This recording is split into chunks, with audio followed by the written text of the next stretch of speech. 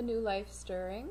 This is not my true name, and I just wanted to take a quick minute to respond to some of your recent comments.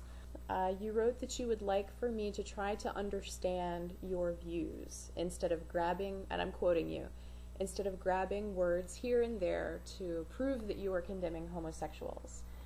So just to clarify where I'm getting the idea that the Baha'i writings do blatantly condemn homosexuality, I'm going to read some of the Baha'i writings that I've actually added as quotations to my previous video to you. Immorality of every sort is really forbidden by Baha'u'llah, and homosexual relationships he looks upon as such, besides being against nature. So I'm going to count the things in the writings as I read them that I think are discriminatory. In that quotation, Shoghi Effendi says that Baha'u'llah thinks that homosexuality is immoral. That's one. He also says that it's against nature. That's two. He goes on to say, to be afflicted this way is a great burden to a conscientious soul, but through the advice and help of doctors, through a strong and determined effort, and through prayer, a soul can overcome this handicap. Homosexuality, according to the writings of Baha'u'llah, is spiritually condemned. Okay, spiritually condemned. Now we're up to 5 points. Okay, the next quote. Homosexuality is highly condemned and often a great trial and cause of suffering to a person as a Baha'i. Any individual so afflicted must through prayer and any other means seek to overcome this handicap. And the big finish. As for those now afflicted, a homosexual does not decide to be a problem human, but he does, as you rightly state, have decision in choosing his way of life, i.e. abstaining from homosexual acts. Problem human. A problem human. Okay, so those are 8 points that I find discriminatory in the Baha'i writings. And again, I'm going to reread your quote where you ask me to try to understand your views, and you say that I'm grabbing words here and there trying to prove that you're condemning homosexuals. The words that I'm grabbing are the Baha'i writings. So if you disagree with the Baha'i writings, which I've just read, that clearly state that homosexuality is condemned, I apologize. I wasn't trying to put words in your mouth. If you disagree with the Baha'i writings, then fine. But our discussion is about, does the Baha'i faith, does Baha'i law discriminate against homosexuals? And clearly they do. Condemnation, affliction, handicap, problem human being. This is discriminatory. Okay, and Anu, you also wrote something to me that I've been trying to understand. You wrote, let us suppose that you are neither Japanese nor a whale, and you want to prove that whaling should be banned, and in the same case, I am trying to see what arguments can be said in support of each case. I think what you mean by that is, I'm not gay, and I'm not a Baha'i, so why am I a part of this conversation? Correct me if I'm wrong. You have also suggested that the appropriate way to handle this is to wait patiently, to go through the appropriate Baha'i channels and to ask politely for human rights. There's a great book called Why We Can't Wait that is written by Martin Luther King Jr. He addresses that question, and this is where the title of the book comes from, Why We Can't Wait. There were other religious leaders at the time who encouraged him to kind of keep his head down about civil rights and not agitate and not come into direct conflict with the establishment.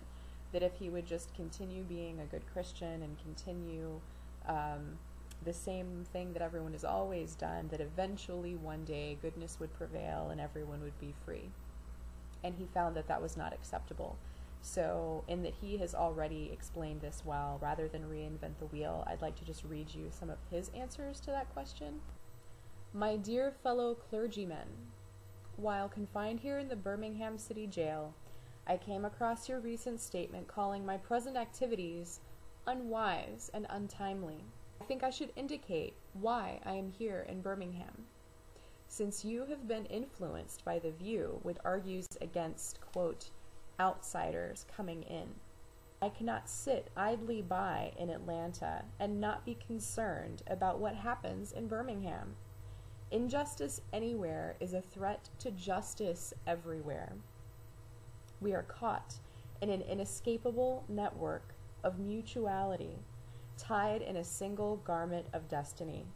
Whatever affects one directly affects all indirectly. Never again can we afford to live with the narrow, provincial, outside agitator idea. One of the basic points in your statement is that the action that I and my associates have taken in Birmingham is untimely. For years now, I have heard the word wait. It rings in the ears of every Negro with piercing familiarity. This wait has almost always meant never. We must come to see that justice too long delayed is justice denied.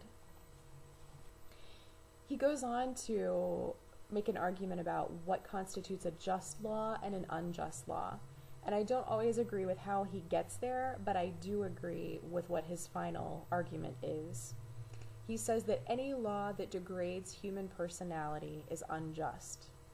An unjust law is a code that the majority group compels a minority group to obey, but does not make binding on itself.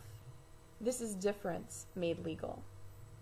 By the same token, a just law is a code that a majority compels a minority to follow, and that it is willing to follow itself. He then talks about the moral imperative of taking action, and he describes his frustration with religious moderates and with white moderates who do nothing. He writes, "First, I must confess that over the past few years I have been gravely disappointed with the white moderate. I have almost reached the regrettable conclusion that the Negro's great stumbling block in his stride toward freedom is not the white citizen's counselor or the Ku Klux Klanner, but the white moderate who is more devoted to order than to justice, who constantly says, 'I agree with you in the goal you seek, but I cannot agree with your methods of direct action,' who paternalistically believes he can set the timetable for another man's freedom. Shallow understanding from people of goodwill is more frustrating than absolute misunderstanding from people of ill will. I had hoped that the white moderate would understand that law and order exist for the purpose of establishing justice, and that when they fail in this purpose, they become the dangerously structured dams that block the flow of social progress."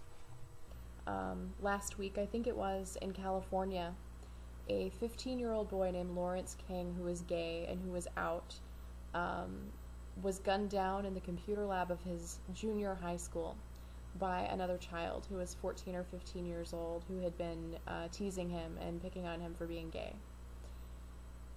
But the reality is that children and youth who are gay go through abuse at school because of the ideas that other children are learning from their parents and learning from TV.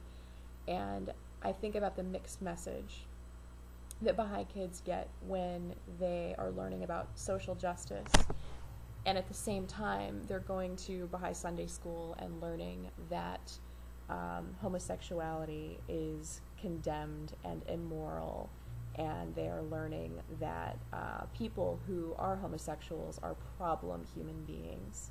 But is it moral to belong to a religion that condemns homosexuality when children's lives are at stake?